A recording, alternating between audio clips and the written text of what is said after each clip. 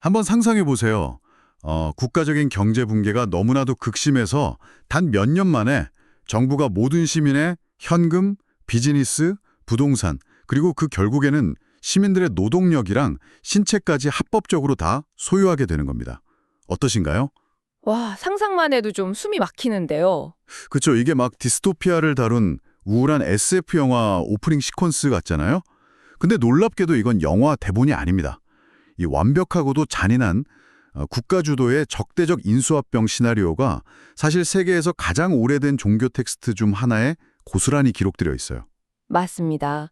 보통 사람들이 이제 고대 기록이라고 하면 뭐랄까 그 먼지가 소복이 쌓인 박물관의 유물이나 아니면 막 기적 같은 신화적인 이야기만 떠올리곤 하시잖아요. 네네.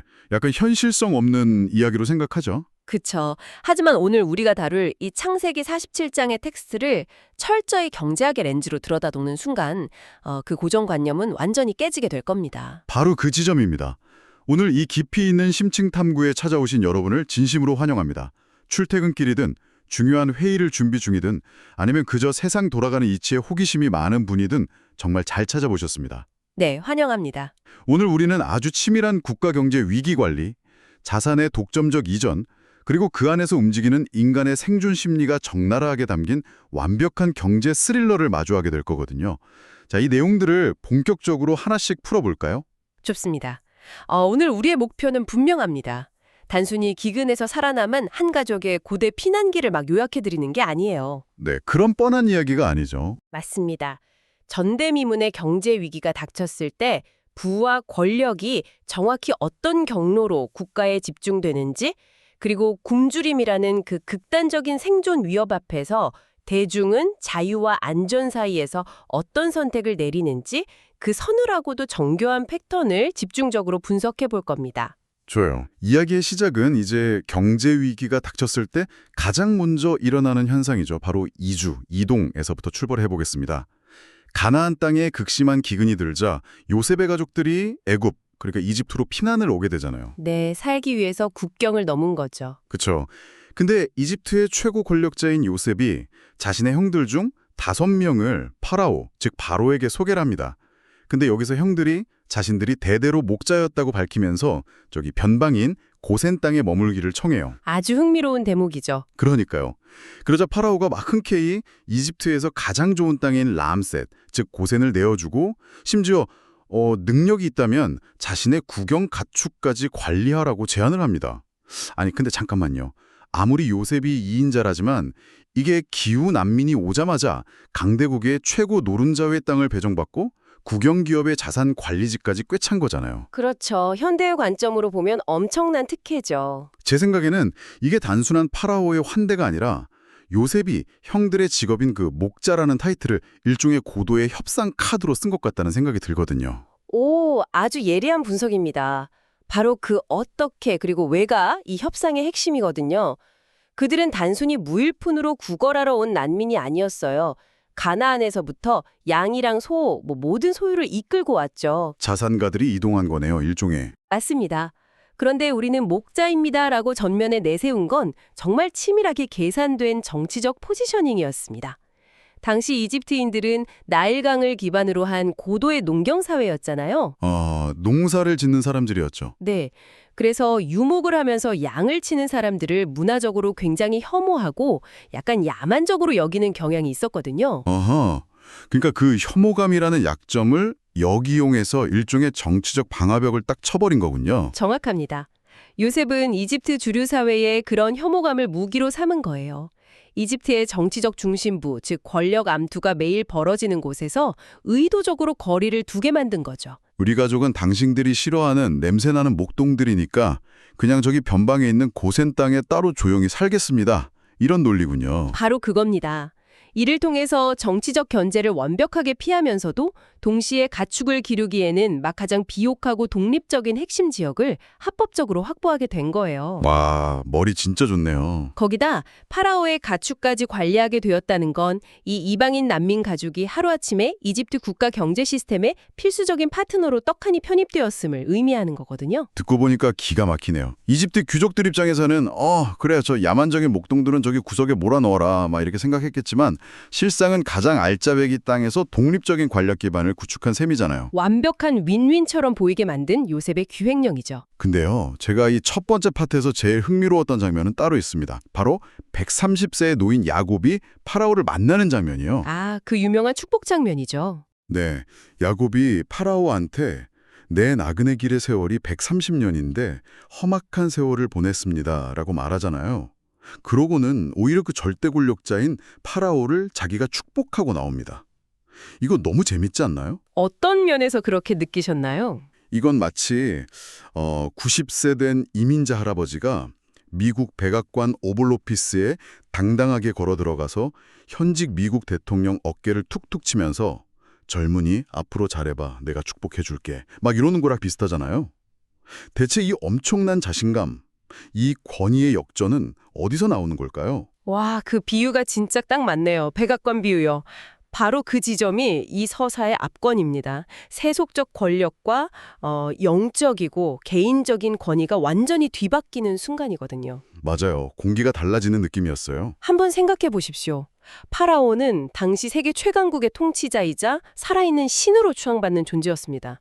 겉보기에는 세상 모든 것을 다 가진 자죠. 절대 권력이죠. 반면에 야곱은 기근을 피해서 남의 나라로 굴러들어온 늙은 족장일 뿐이에요. 하지만 축복이라는 행위는 본질적으로 아랫사람이 윗사람에게 하는 게 아니라 윗사람이 아랫사람에게 내리는 거거든요. 아, 그러니까 파라오의 그 화려한 왕관이나 군대보다 야곱의 내면이 훨씬 더 거대했다는 뜻이군요. 그렇습니다. 130년 동안 산전수전을 다 겪었잖아요. 배신, 상실, 도망, 그리고 신과의 씨름까지. 그야말로 험악한 세월을 통과해 오면서 단련된 한 인간의 내면적 깊이와 영적 권위가 제국의 거대한 권력을 그 자리에서 그냥 압도해버린 겁니다. 야곱은 자기가 누구인지, 자기의 진짜 가치가 뭔지 완벽하게 알고 있었던 거네요. 네, 그게 바로 영적 자존감이죠. 험악한 세월이 빚어낸 권위라. 이거 정말 많은 걸 생각하게 하네요. 자, 야곱의 가족이 이렇게 요셉의 철저한 기획 아래 고센 땅에서 VIP 대우를 받으며 안전하게 정착하는 동안 철저히 소외된 이들이 있습니다. 이제 진짜 비극이 시작되죠. 맞아요. 경제 위기에 진짜 민낯은 렌즈를 이집트 본토 사람들에게로 돌렸을 때 훅 나타납니다. 위기가 국가의 통제력을 어떻게 강화하는지, 그 부의 이동 과정이 너무 적나라해서 좀 무서울 정도더라고요. 네, 이제 텍스트는 본격적인 경제 스릴러로 궤도를 바꿉니다. 백성들의 자산이 국가로 이전되는 과정을 아주 기계적이고 냉혹한 3단계로 보여주거든요. 3단계요. 첫 번째는 뭐죠? 첫 번째 단계는 현금의 고갈입니다. 기근이 길어지니까 사람들은 일단 살기 위해 곡식을 사야 했고 결국 이집트와 가나안에 있는 모든 돈이 파라오의 금고로 쭉 빨려 들어갑니다. 시중의 유동성이 완전히 말라버린 거네요. 약간 중앙은행이 금리를 무한대로 팍 올려서 시중 자금을 다 흡수해버린 것처럼요. 아주 정확한 비유입니다. 자, 돈이 떨어지자 백성들이 요셉에게 와서 절규를 하죠. 돈이 다 떨어졌으니 어찌 주 앞에서 죽으리이까 하고요. 너무 절박하네요. 그럼 두 번째 단계는요? 그러자 두 번째 단계가 발동됩니다. 요셉이 너희의 가축을 내라 이렇게 요구를 하죠. 말, 양떼, 소떼, 나귀 등 민간이 소유한 모든 가축이 1년치 식량과 교환되어서 국가 소유를 넘어갑니다. 아니 근데 잠깐만요. 가축은 고대 사회에서 농사를 짓고 짐을 나르는 핵심 생산수단이잖아요. 요즘으로 치면 중소기업 사장님들이 당장 직원들 밥값 구하려고 공장 기계나 화물차, 영업용 택시 같은 자본재를 전부 국가에 헐값으로 넘긴 거나 다름없는 거 아닌가요? 가 통째로 넘어간 겁니다. 자, 이제 이듬해가 되었습니다. 돈도 없고 가축도 없고 기계도 없습니다. 이제 남은 것은 무엇일까요? 몸뚱이밖에 없죠 뭐. 맞습니다. 백성들이 스스로 찾아와서 이렇게 말해요. 주께 낼 것이 아무것도 남지 않았고 우리의 몸과 토지뿐입니다. 이것이 마지막 세 번째 단계, 토지와 신체의 애속입니다. 우와, 결국 선을 넘네요. 사람들은 식량을 얻기 위해서 자신들의 마지막 보류인 딴을 바치고 스스로 파라오의 종이 되기를 자처합니다. 근데 더 놀라운 건 요셉의 후속 조치예요. 어떤 조치를 했죠? 애굽 이 끝에서 저 끝까지 백성들을 자기 토지에서 분리해버립니다. 그리고 도시로, 성읍들로 강제 이주를 시켜버리죠. 단 국가 체제를 유지하는 데 필요한 제사장들의 토지는 예외로 남겨두고요. 와, 저는 이 과정을 쭉 보면서 진짜 거대 기업의 피도 눈물도 없는 적대적 M&A, 그것도 아주 잔인한 방식의 인수합병을 보는 것 같았어요. 국가가 기근이라는 재난 상황이랑 식량 배급이라는 구제금융을 핑계로 민간의 모든 자산을 그냥 싹쓸이 한 거잖아요. 완벽한 독점의 완성이죠. 현금부터 시작해서 생산 수단, 부동산, 그리고 마침내 노동력 자체까지요. 사실 이 방송을 들으시는 여러분 중에는 에이, 아무리 그래도 나라면 스스로 노예가 되진 않을 텐데 라고 생각하실 분도 계실 겁니다. 현대인들은 그렇게 생각하기 쉽죠. 그렇죠. 하지만 현대사회에서도 막 기후위기나 경제공황이 오면 평범한 사람들이 집 한 채 지키거나 당장 밥을 먹기 위해 평생 감당하기 힘든 빚을 지고 금융 시스템의 영원한 채무자로 전락하잖아요. 저는 형태만 다를 뿐 구조는 완벽하게 똑같다고 봅니다. 정확히 보셨습니다. 이 부분에 담긴 중앙집권화의 메커니즘은 현대 경제학의 관점에서도 교과서적이에요. 기근이라는 극단적 공포가 시장의 모든 자산 가치를 폭락시켰고 오직 식량을 독점한 국가만이 유일한 매수자가 된 거거든요. 매수자가 하나뿐이니 가격은 부르는 게 값이겠네요. 그렇죠. 국가는 그 공포를 철저히 이용해서 민간의 모든 국부를 사실상 생명 연장을 대가로 다 거둬들였습니다. 그리고 사람들을 강제 이주시켜서 기존의 지역적, 혈연적 유대를 완전히 끊어버렸죠. 완벽하게 파편화되고 통제하기 쉬운 대중으로 만들어버린 겁니다. 듣기만 해도 진짜 숨이 턱턱 막히는데요. 근데요, 제가 이 대목에서 제일 이상하게, 아니 좀 소름 돋게 여겼던 건 바로 백성들의 반응입니다. 아, 그 마지막 반응이요? 네, 상식적으로 생각해 보세요. 하루아침에 대대로 물려받은 내 땅을 빼앗겼어요. 국가의 소작농으로 전락했습니다. 강제로 낯선 도시로 쫓겨났고요.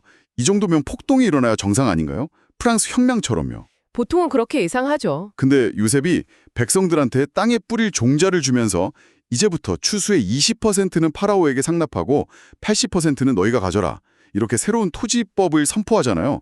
그랬더니 백성들이 오히려 엎드려 절을 합니다. 주께서 우리를 살리셨사오니 우리가 주께 은혜를 입고 바로의 종이 되겠나이다. 이렇게 말하죠. 그러니까요. 폭동은커녕 은혜를 입었다고 찬양을 해요. 그렇다면 이 모든 것이 의미하는 바는 무엇일까요? 저는 이게 그 20%라는 세금 비율 때문인가 싶었어요.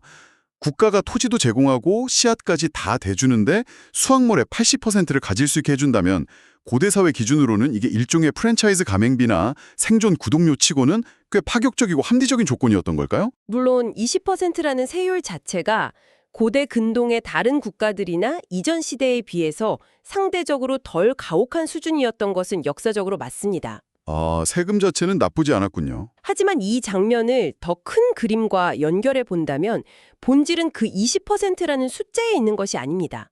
핵심은 바로 심리입니다. 심리요? 네, 메슬로우의 욕구 계층 이론을 굳이 학문적으로 길게 설명하지 않더라도 인간의 가장 밑바닥에 있는 생리적 욕구, 즉 당장 오늘 먹고 살아야 한다는 생존의 욕구가 턱 밑까지 위협받게 되면 어떻게 될까요? 인간은 그 위에 있는 추상적인 가치들, 이를테면 자유나 소유권, 자아실현 같은 것들을 아주 쉽게 스스로 포기해버립니다. 아, 그러니까 길거리에서 굶어 죽어가는 자유인으로 남느니 차라리 배부른 노예가 되기를 스스로 선택했다는 거군요. 너무 씁쓸하네요. 맞습니다. 백성들이 그렇게 감사했던 이유는 20%라는 세율이 공정해서가 절대 아니에요. 내일 당장 굶어 죽지 않을 수 있다는 확실한 안전, 그리고 이 끔찍한 기근 속에서도 누군가 나를 시스템 안에서 관리해준다는 통제를 선물 받았기 때문입니다. 통제받는 걸 오히려 선물로 느꼈다는 거네요. 네, 요셉의 정책은 그들에게 일용할 영식과 내일 뿌릴 종자, 즉 예측 가능한 미래를 주었거든요. 이 지점은 지금 이 방송을 듣고 계신 여러분에게도 아주 뼈아픈 질문을 던집니다. 어떤 질문일까요? 팬데믹이나 경제공황 혹은 안보위기 같은 극단적인 공포 상황이 왔을 때 국가나 거대 권력이 우리가 당신의 생존을 보장해 줄 테니 당신의 권리와 프라이버시, 자유를 조금만 양도해라. 이렇게 요구할 때 우리는 과연 어떻게 반응했나요? 와, 팩트 폭행이네요.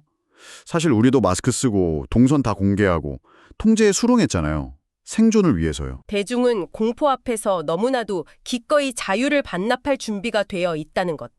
이것이 위기를 다루는 권력의 본질이자 우리 인간 심리의 씁쓸한 민낯입니다. 진짜 전곡을 찌르는 말씀이네요. 생존을 담보로 한 권력과 대중의 이 기묘한 거래가 수천 년 전이나 지금이나 전혀 달라진 게 없다는 사실이 진짜 소름 돋게 만듭니다. 자, 이집트 본토 사람들은 이렇게 식량 한 덩이에 미래의 자유를 팔아넘겼습니다. 그렇다면 이 강제 인수합병의 칼바람에서 완벽하게 예외였던 집단을 다시 한번 살펴봐야겠죠. 우리의 렌즈를 다시 고센 땅에 있는 이스라엘 족속에게로 돌려보겠습니다. 이야기의 출발점이었죠. 네, 이 뼈아픈 경제 위기 속에서 그들은 대체 어떤 결말을 맞이하게 됩니까? 텍스트는 여기서 아주 의도적으로 극명한 대절을 딱 보여줍니다. 이집트 본토인들이 현금, 가축, 땅, 그리고 자료까지 모든 것을 잃어버리는 바로 그 시간 동안 이스라엘 족속은 고생 땅에서 생업을 얻고 생육하며 아주 크게 번성했다고 명확히 기록하고 있습니다. 위기 상황에서 재산을 늘린 유일한 민간 집단이 된 거네요. 맞습니다. 그렇게 야곱은 이집트에 내려온 후 무려 17년을 더 살아서 147세가 됩니다. 그런데 이제 죽음이 가까워지자 야곱이 요셉을 따로 부릅니다. 그리고 아주 엄숙하고도 절대적인 의식을 치르죠. 아, 그 허벅지 아래 손을 넣고 맹세하게 하는 그 장면 말씀이시죠? 네, 맞습니다. 고대 근동에서 환도뼈, 즉 허벅지 아래에 손을 넣는 행위는 자신의 생명과 후손의 씨를 걸고 하는 가장 강력하고 엄숙한 맹세의 방식입니다. 야곱은 최고의 권력자인 아들에게 이렇게 맹세를 시킵니다. 뭐라고 맹세시켰죠? 나를 애굽, 즉 이집트에 장사하지 마라. 내가 죽거든 나를 이집트에서 메어다가 가나안 땅, 우리 조상들의 묘지에 장사하라. 요셉이 그렇게 하겠다고 맹세하자 야곱은 침상 머리에서 신에게 경배하며 자신의 파란만장한 삶을 정리합니다. 저는 이 장면을 보면서 정말 묘한 기분이 들더라고요. 한번 비교해 보세요. 한쪽인 이집트 원주민들은 자기들 본토, 자기 고향인데도 모든 걸 잃고 노예가 되었잖아요. 철저하게 몰락했죠. 근데 이스라엘 가족은 타국에서 온 난민인데도 완벽하게 자리 잡고 막대한 부를 축적했습니다. 심지어 아들은 이집트의 2인자고요. 만약 야곱이 그냥 나 여기 이집트에 묻힐래 이렇게만 했다면 파라오 다음가는 피라미드급의 국장을 치르면서 이집트 최고급 모지에 엄청 화려하게 묻힐 수 있었을 텐데 말이죠. 의심의 여지가 없죠. 요셉의 아버지니까요. 17년이나 아무 걱정 없이 평안하게 살았으면 이집트가 제2의 고향이 될 법도 한데 이 노인은 왜 끝까지 자신이 엄청난 성공을 거둔 이 화려한 땅에 묻히기를 이렇게 단호하게 거부한 걸까요? 그 이유가 바로 야곱이라는 인물을 그리고 훗날 이스라엘이라는 민족의 정체성을 완성하는 핵심입니다. 우리 앞서 야곱이 파라오한테 자신을 130년의 험악한 세월을 보낸 나그네라고 소개했던 거 기억하시죠? 네, 그 뼈 있는 한마디요. 이집트에서 보낸 마지막 17년은 기근도 없고 아들이 최고 권력자인 그의 147년 평생에서 가장 안락한 시기였을 겁니다. 하지만 그는 그 달콤한 안락함에 자신의 정체성을 팔아넘기지 않았어요. 안락함에 취하지 않았다는 거군요. 네. 자신은 영원한 이집트의 VIP가 아니라 언젠가 약속의 땅 가나안으로 돌아가야 할 나그네라는 사실을 생이 끝나는 죽음의 순간까지 잊지 않은 것이죠. 아무리 화려한 경제적 성공이 주어지고 완벽한 피난처가 제공되더라도 돈이나 권력 혹은 안락함으로 결코 대체될 수 없는 근원적인 정체성과 소속감이 있다는 것을 그 생명을 건 맹세로 보여준 겁니다. 와, 묵직하네요. 이집트인들이 당장의 빵을 위해서 자유와 땅을 다 포기한 것과 너무나도 완벽하게 대비되는 영적인 존엄성의 승리라고 볼 수 있죠. 물질이 모든 것을 집어삼킨 이 잔혹한 경제 스릴러의 끝이 결국 안락함에 동화되기를 거부한 한 노인의 꺾이지 않는 영적 정체성으로 마무리된다는 게 정말 깊은 여운을 줍니다. 자, 이제 오늘 우리가 쉼없이 달려온 이 심층 탐구의 여정을 한번 갈무리해 보겠습니다. 네, 아주 밀도 높은 여정이었죠. 가나안을 떠나서 이집트로 숨어든 한 가족의 치밀한 피난 협상에서 시작했습니다. 기근이라는 재난을 핑계로 국가가 민간의 모든 자산을 완벽하게 흡수하는 거대한 강제 인수합병의 과정을 생생하게 목격했고요. 정말 무서운 시스템의 작동이었죠. 그리고 생존이라는 절대 명제 앞에서 안전을 위해 자유를 자발적으로 포기하는 우리 인간 심리의 씁쓸한 민낯도 분석했습니다. 마지막으로 타지에서의 압도적인 성공 속에서도 자신의 진짜 뿌리를 잊지 않았던 야곱의 위대한 맹세까지 살펴봤어요. 맞습니다. 이 모든 내용은 단순히 수천 년 전 고대의 기록으로 끝나는 게 아닙니다. 이 텍스트는 지금 여러분의 삶에도 아주 직접적이고 날카로운 질문을 던지고 있어요. 네, 어떤 질문이죠? 여러분의 삶에 거대한 위기가 닥쳤을 때 여러분은 무엇을 포기하고 무엇을 끝까지 지킬 것입니까? 생존과 자유, 통제와 존엄성 사이에서 우리는 지금 어떤 타협을 하면서 살아가고 있습니까? 네. 청취자 여러분, 각자가 스스로에게 던져볼 만한 정말 묵직한 질문이네요. 그래서 오늘 탐구를 마무리하면서 여러분이 오늘 밤 조용히 곱씹어 볼 만한 도발적인 상상거리를 하나 던져드리고 싶습니다. 어떤 상상일지 기대되는데요? 오늘 우리가 살펴본 텍스트의 결과를 가만히 한번 들여다보세요. 요셉의 그 치밀한 정책 덕분에 원래 이집트의 주인이었던 수백만의 평범한 백성들은 대대로 물려받은 땅을 잃고 파라오의 소장농, 사실상 노예가 되었습니다. 하지만 이 강제적인 부의 재분배 과정에서 오직 한 집단, 기근을 피해 굴러들어온 고센 땅의 이스라엘 족속만이 토지와 재산을 막대하게 불리며 번성했죠. 엄청난 양극화가 발생했죠. 한번 상상해 보시죠. 시간이 흘러서 기근이 끝났습니다. 그리고 이스라엘을 지켜주던 절대적인 방패막이인 요셉이 세상을 떠났습니다. 그렇다면 하루아침에 땅을 잃고 노예가 된 수많은 이집트 원주민들은 적의 고센 땅에서 자신들만의 부를 축적하며 특혜를 누리는 이방인들을 과연 어떤 시선으로 바라보게 될까요? 생존을 위해 모든 것을 국가에 내어준 다수의 원주민과 위기 속에서 오히려 부를 축적한 소수의 이방인 특권층. 이 엄청난 경제적 양극화와 혜택의 불균형이 훗날 어떤 거대한 원한의 불씨가 되고 어떤 역사적 비극을 잉태하게 될지 상상해보는 것은 이 텍스트가 남긴 또 다른 날카로운 통찰이네요. 그렇습니다.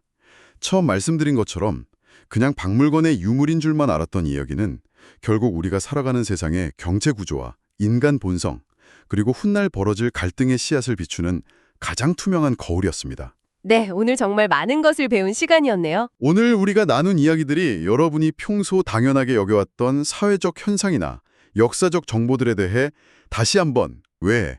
라는 질문을 던지는 신선한 자극이 되었기를 바랍니다. 끝까지 귀 기울여 주신 여러분, 진심으로 감사합니다. 오늘의 깊은 심층 탐구는 여기까지입니다. 다음번에도 당신의 지적 호기심을 완벽하게 채워줄 흥미로운 자료를 들고 다시 찾아오겠습니다.